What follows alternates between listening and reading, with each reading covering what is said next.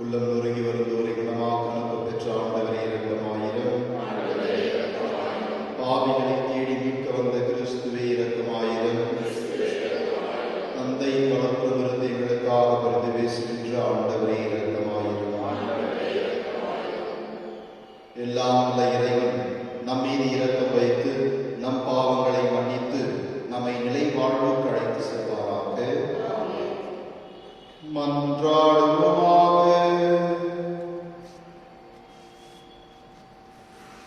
இறைவா, உம்மை நோக்கி இருப்போரின் ஆற்றலானவரே, உம்மால் அன்றி வலுவற்ற எங்களால் ஒன்றும் செய்ய இயலாது. எனவே உம் கட்டளைகளை நிறைவேற்றி எங்கள் விருப்பத்தாலும் செயலாலும் உமக்கு வந்தவர்களாகிட உமது அருள் உதவியை கண்களுடன் எங்களுக்கு என்றும் அளிக்கிறார். உம்மோடு தூயாவியாரின் ஒன்றிப்பில் இறைவனாய் என்றென்றும் ஆட்சி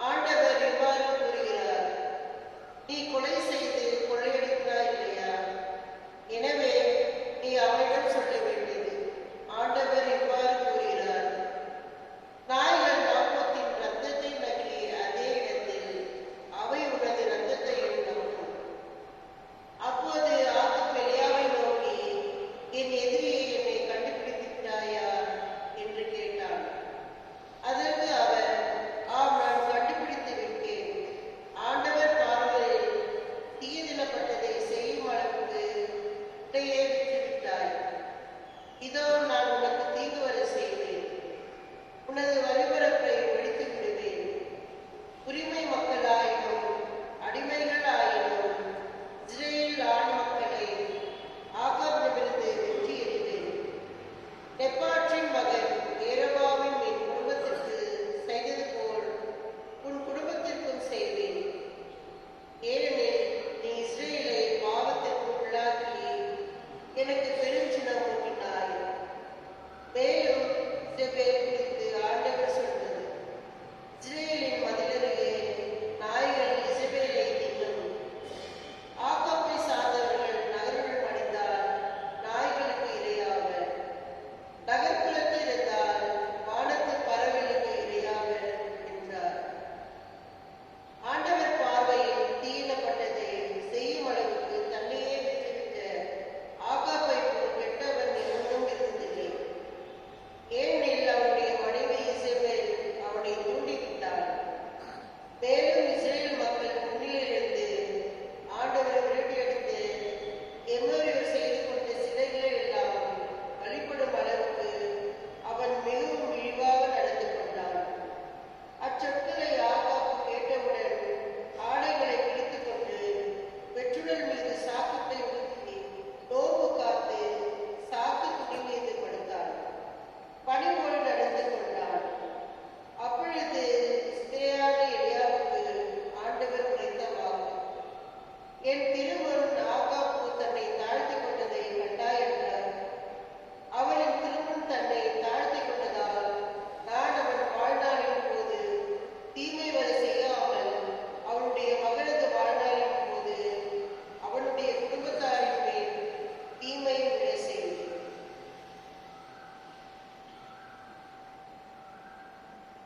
இது ஆண்டவர் வழங்கும் அருள்வாக்கு. இறைவா உமக்கு நன்றி. பல்லவி. கடவுளே உமது பேரென்று கேட்க எனக்கு இறங்கும். கடவுளே உமது பேரென்பு கேட்க எனக்கு இறங்கும். கடவுளே உமது பேரென்று கேட்க எனக்கு இறங்கும். உமது அளவற்ற நிகழ்ச்சிக்கு ஏற்ப என் குற்றங்களை துடைத்திருளும். என் தீவினை முற்றிலும் நீங்கும்படி என்னை கழுவியருளும். என் பாவம் மற்ற போகும்படி என்னை தூய்மைப்படுத்தியருளும். பல்லவி. கடவுளே உமது பேரென்பு கேட்ப எனக்கு இறங்கும். ஏனெனில் என் குற்றங்களை நான் உணர்கிறேன். என் பாவம் எப்பொழுதும் என் கண்முன்னே நிற்கின்றது. உமக்கு எதிராக நான் பாவம் செய்தேன். உன் பார்வையில் தீயதென செய்தேன். பல்லவி. கடவுளே உமது பேரென்பு கேட்ப எனக்கு இறங்கும். என் பாவங்களை பாராதபடி உன் முகத்தை மறைத்துக் கொள்ளும். என் பாவக்கரைகளை எல்லாம் துடைத்திருளும்.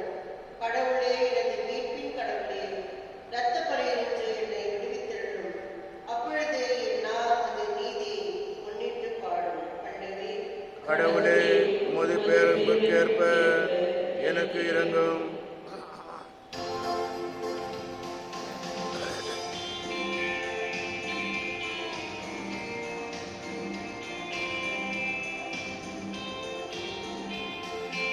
அல்லேலூயா அல்லேலூயா அல்லேலூயா அல்லேலூயா அல்லேலூயா அல்லேலூயா அல்லேலூயா அல்லேலூயா.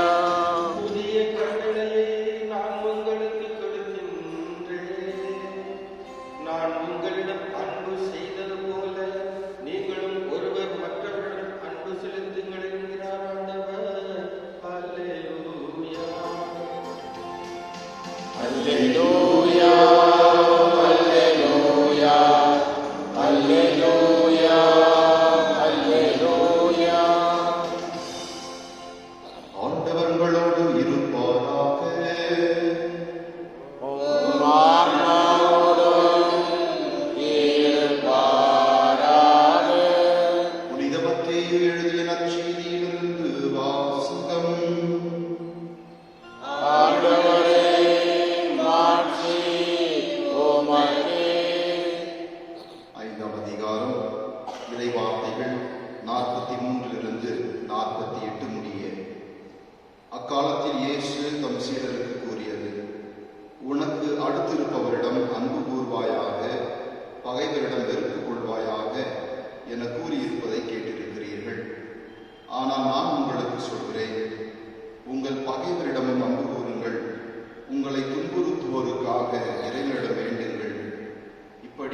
செய்வதால் நீங்கள் உங்கள் விண்ணக தந்தையின் மக்களாவீர்கள்.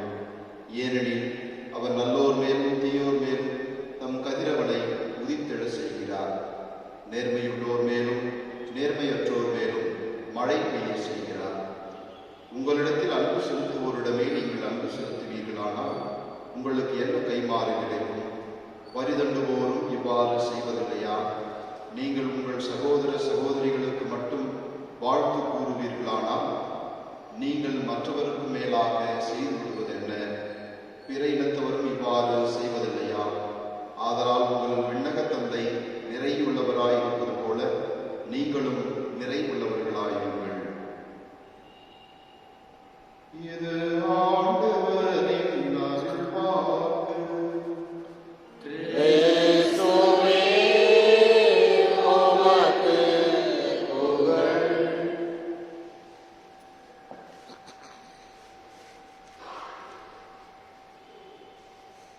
Praise the Lord. Praise the Lord. Praise the Lord. இயேசுவுக்கே புகழ். இயேசுவுக்கே புகழ். இயேசுவுக்கே நன்றி. இயேசுவுக்கே நன்றி. மரியே வாழ்க. மரியே வாழ்க. ஆண்டவருடைய திருவிழி அன்பு உலகெங்கும் அன்பு செய்யப்படுவதாக. இயேசு பிரியமானவர்களே, இன்றைய வாசகம் கிறிஸ்துவ வாழ்வின் மையம் அன்பு என்பதை நமக்கு எடுத்துரைக்கிறது. கிறிஸ்துவம் என்றாலே அன்பினால் கட்டப்பட்ட ஒன்றாக இருக்கிறது. அன்னை தெரேசா சொல்வார்கள், பிறருடைய குற்றங்களை நாம் நினைத்து கொண்டிருந்தோம் என்றால் அன்பு செய்ய நமக்கு நேரம் இருக்காது என்று. கடவுள் நம்மை எவ்வாறு அன்பு செய்கின்றாரோ அதே போன்று நாம் பிறரை அன்பு செய்யவும், கடவுள் நம்மை எவ்வாறு மன்னிக்கின்றாரோ அதே போன்று நாம் பிறரை மன்னிக்கவும், கடவுள் எவ்வாறு நமக்கு நன்மை செய்கின்றாரோ அதே போன்று நாம் பிறருக்கு நன்மை செய்ய இன்றைய திருவழிபாட்டு வாசகங்கள் நமக்கு அழைப்பு விடுக்கின்றன. முதல் வாசகத்திலே நாம் பார்க்கின்றோம், ஆகாப் அரசன் நாபோத்துக்கு இருந்த ஒரு சிறிய நிலத்தை அபகரிக்க கையாள அவன் பேராசை கொண்டான். கடவுள் அவன் மீது சினம் கொண்டு அவனை தண்டிக்க இறைவாக்குகளை எலிசாவை வழங்குகின்றார். அவன் தனது தவறை உணர்ந்தவனாய் மனம் வருந்தி சாக்கு உடை அணிந்து உண்டாமிருந்து ஆண்டவரிடம் மன்னிப்பு கேட்டுக்கொண்டு ஆண்டவர் மனம் இறங்குகின்றார். நம்முடைய கடவுள் நம்முடைய குற்றங்களை பார்ப்பது கிடையாது என்று திருப்பாடல் சொல்வது போல நம்மை மனமாற்றத்திற்கு அழைக்கின்றார். நம்முடைய வாழ்வானது ஆண்டவருக்கு உகந்த வாழ்வாக இருக்க வேண்டும் என்றால் நாம் ஆண்டவர் இயேசுவினுடைய அந்த அன்பின் கட்டளையை வாழ இறைவன் நம்மை அழைக்கின்றார். பழைய ஏற்பாட்டில் நாம் பார்க்கின்றோம், எகிப்து நாட்டிலே அடிமைகளாக இருந்த பொழுது இஸ்ராயேல் மக்கள் எகிப்தியர்களுடைய சட்ட திட்டங்களை அவர்கள் பின்பற்றினார்கள். லெக்ஸ் தாலியோனிஸ், அதாவது டிட் ஃபார் டேட், இந்த பழமொழி உங்களுக்கு தெரியும். இது அந்த எகிப்திய காலங்களிலே அந்த காலத்திலே இருந்த சட்ட வல்லுநர்கள் இயற்றிய ஒன்று. அமுராபி என்ற ஏன்ஷியன்ட் லாமேக்கர் அவர் உருவாக்கியது டிட் ஃபார் டேட். உங்களுக்கு ஏதாவது துன்பத்தை கொடுத்தார்கள் என்றால், இல்லை உங்களுடைய ப்ராப்பர்ட்டிஸ், அதாவது உங்களுக்கு சொந்தமானதை அழித்தார்கள் என்றால் நீங்களும் அதையே செய்ய வேண்டும். அதுதான் சட்டமாக இருந்தது. பிறகு அவர்கள் விடுதலை அடைந்த பிறகு கானான் நாட்டுக்கு வருகின்ற அந்த 40 ஆண்டுகள் அந்த காலங்களிலே மோயிஸ் அவர்களுக்கு கட்டளை கொடுக்கின்றார். மோயிஸ் கொடுத்த கட்டளை என்னவென்றால், கண்ணுக்கு கண் பல்லுக்கு பல், சட்டங்களை உரைக்கின்றார். ஒரு குடும்பத்திலே ஒரு மனிதர் தவறு செய்கின்றார் என்றால், இன்னொருத்தருக்கு ஏதாவது தவற்று விளைவிக்கின்றார் என்றால் அந்த மனிதரை மட்டும் நீங்கள் தண்டிக்க வேண்டும் என்று சட்டங்களை இயற்றுகிறார். இந்த சட்ட திட்டங்கள் எல்லாம் நாம் கடின உள்ளத்தோடு வாழ்கின்றதால் மட்டுமே என்று பழைய புதிய ஏற்பாட்டிலே பழைய ஏற்பாட்டின் சட்டத்திட்டங்களை ஆண்டவர் நிறைவுக்கு கொண்டு வருகின்றார். அதை மாற்றி அமைக்கின்றார்.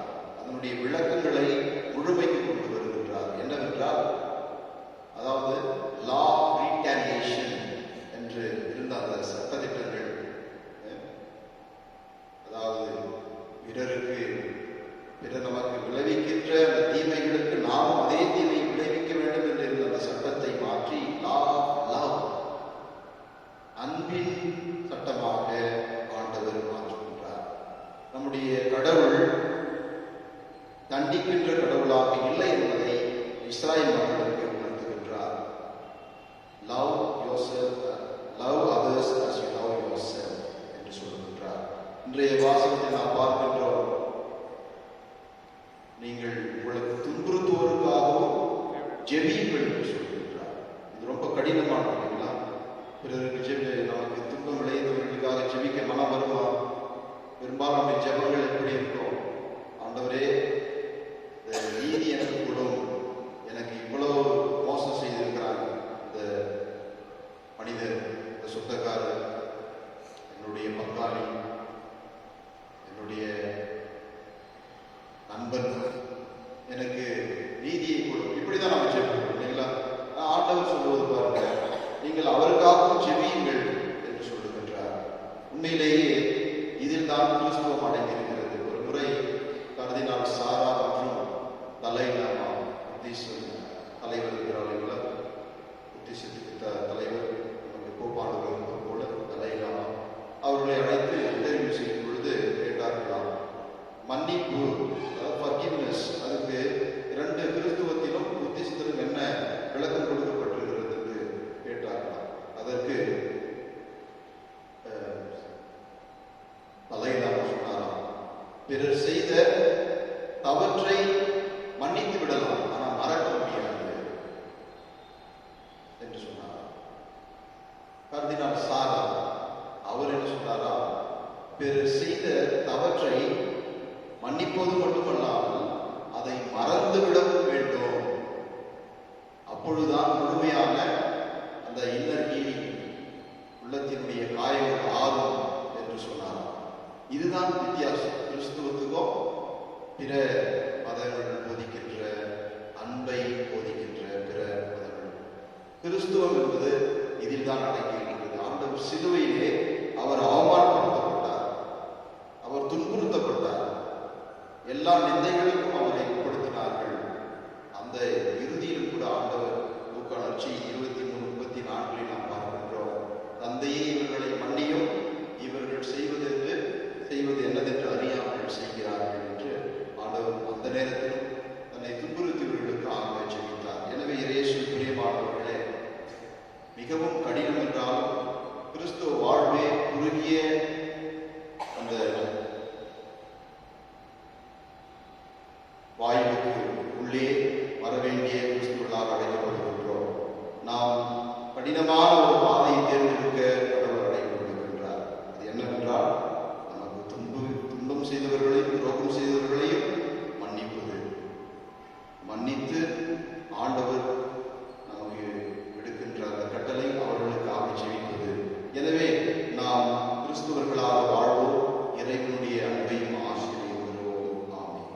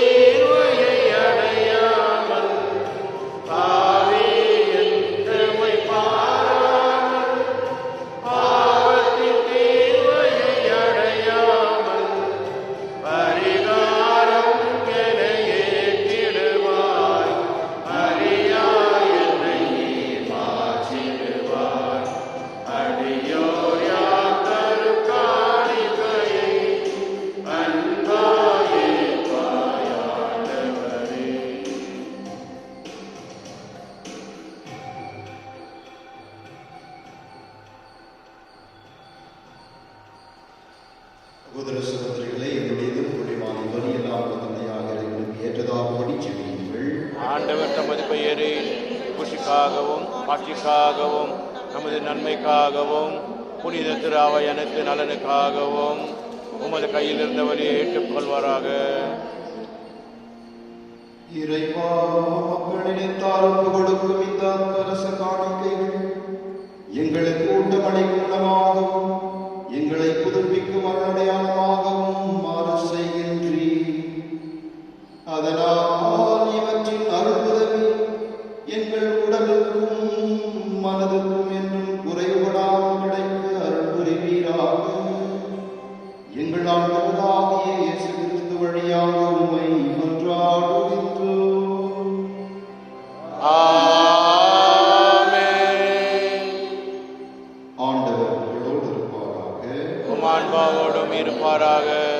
இதயங்களை மேலே எழுப்புங்கள். ஆண்டவரிடம் எழுப்பியுள்ளோம். நம் இறைவனாகிய ஆண்டவருக்கு நன்றி கூறுவோம். அதுவே தகுதியும் நீதியுமானது. ஆண்டவரே, தூயவரான தந்தை, நம்முடைய எல்லாம் உள்ள இறைவா, எந்நாளும் எவ்விடத்திலும் நாங்கள் உமக்கு நன்றி செலுத்துவது மெய்யாகவே தகுதியும் நீதியுமாகும். எங்கள் கடமையை மீட்புக்குரிய செயலுமாகும். முது நன்மை மிகுதியால் எங்கள் ஆண்டவராகிய கிறிஸ்து வழியாக நீர் மனிதராக எங்களை படைத்தீர். நாங்கள் நீதியின் வழி தண்டனைக்குரியவராயினும் முது இரக்க மிகுதியினால் எங்களை மீட்டருளீர். அவர் வழியாகவே முது மாண்பை வாழகோதர் புகழ்கின்றனர். தலைமை தாங்குவோர் உம்மை வழிபடுகின்றனர். அதிகாரம் செலுத்துவோரும் திருமுன் நடுங்குகின்றனர். வானங்களும் அவற்றில் உள்ள ஆற்றல்களும் சேராபீன்களும் ஒன்று கூடி அக்களித்துக் கொண்டாடுகின்றனர். அவர்களோடு எங்கள் குரலையும் சேர்த்துக் கொள்ளுமாறு நாங்கள் உம்மை தாழ்மையுடன் இறைஞ்சி புகழ்ந்து சொல்வதாவது: தூயவர் தூயவர் தூயவர், வான்படைகளின் கடவுளாம் ஆண்டவர். விண்ணகமும் மண்ணகமும் உமது மாட்சியால் நிறைந்துள்ளன. உன்னதங்களிலே ஓசானா. ஆண்டவர் பெயரால் வருகின்றவர் ஆசீர் பெற்றவர். உன்னதங்களிலே ஓசானா.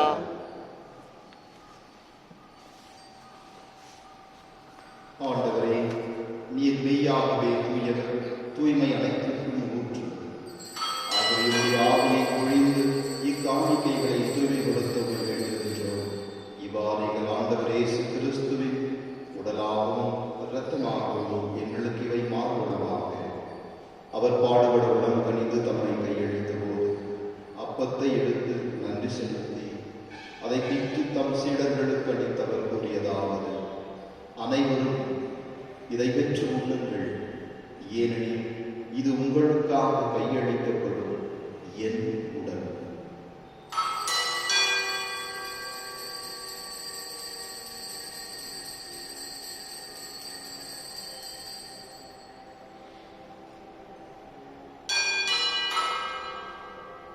அவனமே இரவு விருந்தை அருந்திய பின் கிண்ணத்தையும் எடுத்து மீண்டும் உமக்கு நன்றி கூறி தம் சீடர்களுக்கு அளித்தவர் கூறியதாவது: அனைவரும் இதிலிருந்து பெற்று பருகுங்கள், ஏனெனில் இது புதிய நிலையான உடன்படிக்கைக்குரிய என் இரத்தத்தின் கிண்ணம். இது பாவ மன்னிப்புக்கென்று உங்களுக்காகவும் பலருக்காகவும் சிந்தப்படும். இதை என் நினைவாகச் செய்யுங்கள்.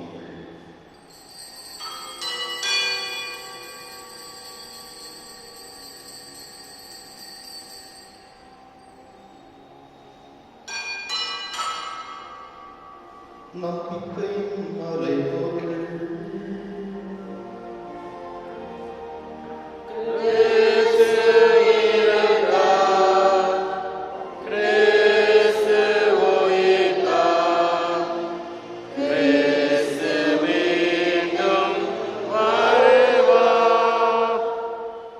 ஆகவே ஆண்டவரே, நாங்கள் கிறிஸ்துவின் இறப்பினையும் உயிர்ப்பினையும் நினைவு கூர்ந்து வாழ்வதன் அப்பத்தையும் மீட்பளிக்கும் கிண்ணத்தையும் உமக்கு ஒப்புக் கொடுக்கின்றோம். உம் திருமுனின்று ஊழியம் புரிய தகுந்தவர்கள் எங்களை ஏற்றுக்கொண்டீர். எனவே உமக்கு நன்றி செலுத்துகின்றோம்.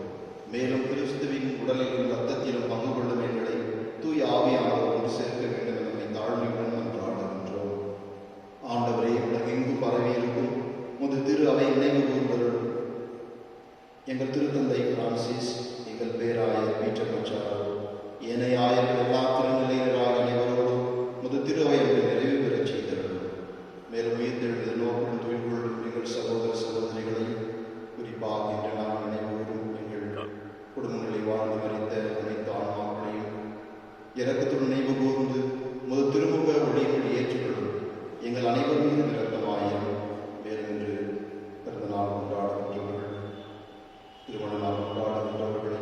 நிறைவாக ஆசீர்வதியும் உமது அன்பினாலும் உம்முடைய இரக்கத்தினாலும் உம்முடைய வல்லமையாலும் நிரப்பி உடைய வாழ்வு வளம் பெற அவர்களை என்னாலும் வழி நடத்தியவர்கள்.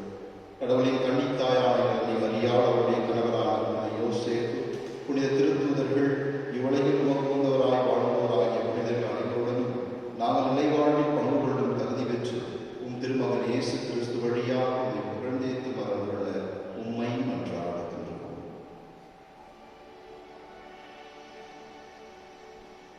இவர் வழியாக இவரோடு இவர் எல்லாம் வல்ல இறைவனாகிய தந்தையே, தூய ஆவியாரின் ஒன்றில் எல்லா புகழும் மாட்சியும் என்றென்றும் உமக்கு உரியதே.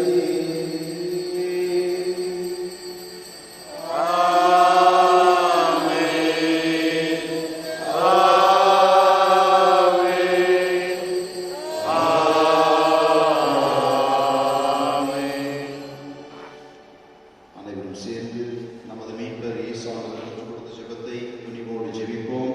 விண்ணுலகிலிருக்கிற எங்கள் தந்தையே, உமது பெயர் தூயதென போற்ற பெறுக. உமது ஆட்சி வருக. உமது திருவுளம் விண்ணுலகில் நிறைவேறுவது போல மண்ணுலகிலும் நிறைவேறுக. எங்கள் அன்றாட உணவை இன்று எங்களுக்கு தாரும். எங்களுக்கு எதிராக குற்றம் செய்வோரை நாங்கள் மன்னிப்பது போல எங்கள் குற்றங்களை மன்னியும். எங்களை சோதனைக்கு உட்படுத்தாதேயும், தீமையிலிருந்து எங்களை விடுவித்தள்ளும். ஆண்டவரே, அனைத்திலுமிருந்தும் எங்களை விடுவித்து எங்கள் வாழ்நாளில் அமைதியை கனிவுடன் அருள வேண்டுகின்றோம்.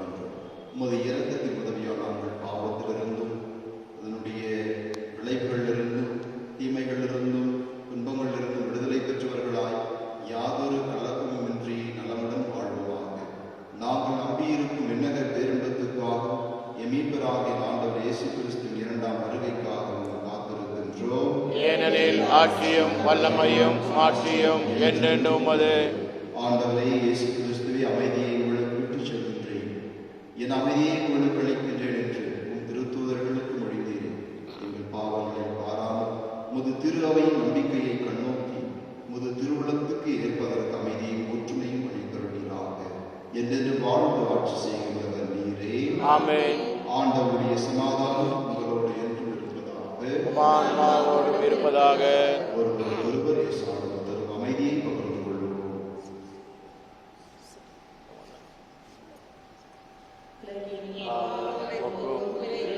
செம்மறியே, எம்மேல் இரக்கம் வையும். உலகின் பாவங்களை போக்கும் இறைவனின் செம்மறியே, எம்மேல் இரக்கம் வையும். உலகின் பாவங்களை போக்கும் இறைவனின் செம்மறியே, எமக்கு அமைதி அருளும்.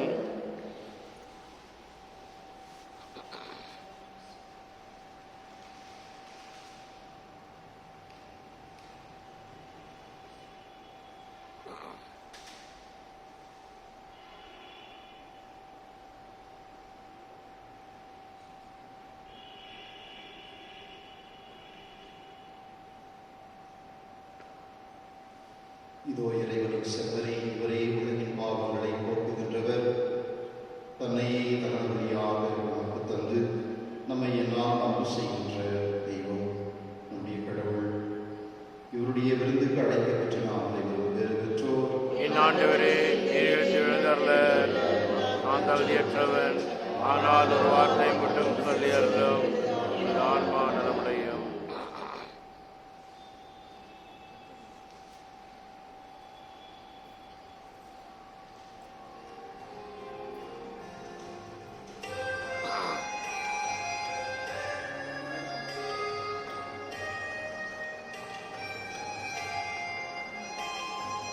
அன்பே கடவுள் என்றார், அன்புக்கு ஈடேது சொல். அன்பே இன்பம் என்றார், அன்புக்கு இலையேது சொல். அன்பே கடவுள் என்றார், அன்புக்கு ஈடேது சொல்.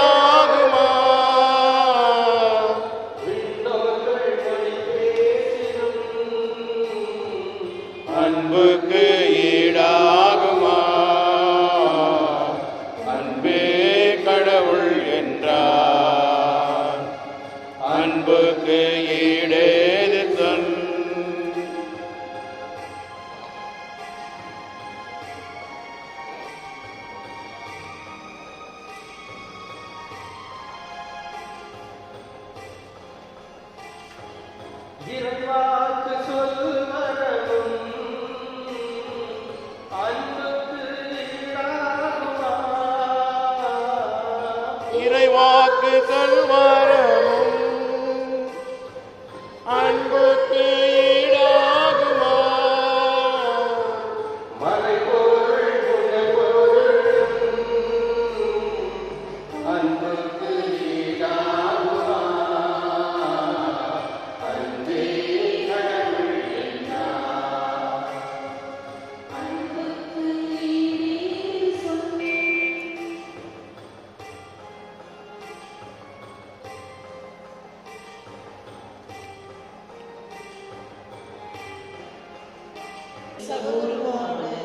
இயேசு கிறிஸ்துவே, நீர் வழங்கிய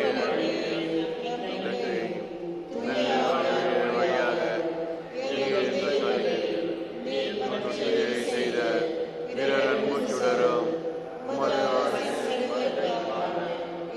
நோக்கை ஏற்பரவாக நற்செய்திகளை நானும் வளர்த்திருக்கும் நல்லோராய் உமருள் எம்மை மட்டுவதாக. தீமைகள் ஆற்றுகள் மறைந்து உன் மாற்றி நினைத்து ஒளிரும் பொருட்டு மாயிட உள்ளங்களும் முழு அண்ட வெளியும் புதிய விண்ணகம் புதிய மன்னகம் நோக்கிய காத்துவதில் மாற்றம் பெறுவனவாக. ஜூபிலி கொண்டாட்டத்தில் அருள் விண்ணக செல்வதற்கான ஆர்வத்தை எதிர்நோக்கில் திருப்பயணிகளாக எம்மில் தூண்டி எழுப்புவதாக. அதே அருள் என் மீட்பரையின் மகிழ்ச்சியையும் அமைதியையும் அகிலமெங்கும் அளிப்பதாக. என்றும் போற்றுவதற்குரிய எம் கடவுளாகிய உமக்கு மாட்சியும் புகழும் என்றும் என்றும் உரித்தாகுக. ஆமென்.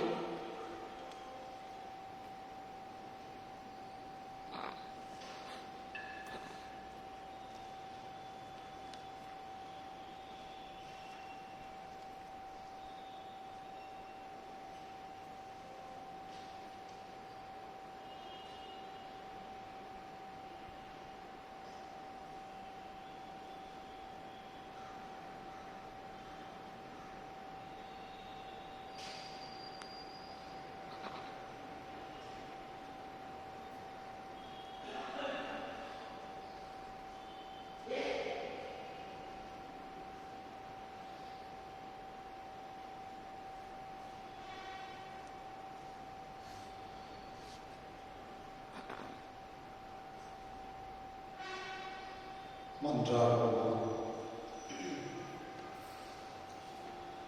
ஆண்டவரை, நாங்கள் கொண்ட முதல் உணவு நம்பிக்கையாக உம்மில் ஒன்றித்திருப்பதை குறித்து காட்டுகின்றது. அதுபோலும் அது திரு அவையில் ஒற்றுமையை அது விளைவிப்பதாக எங்கள் ஆண்டவராகிய கிறிஸ்து வழியாக உம்மை மன்றாடுகின்றோம்.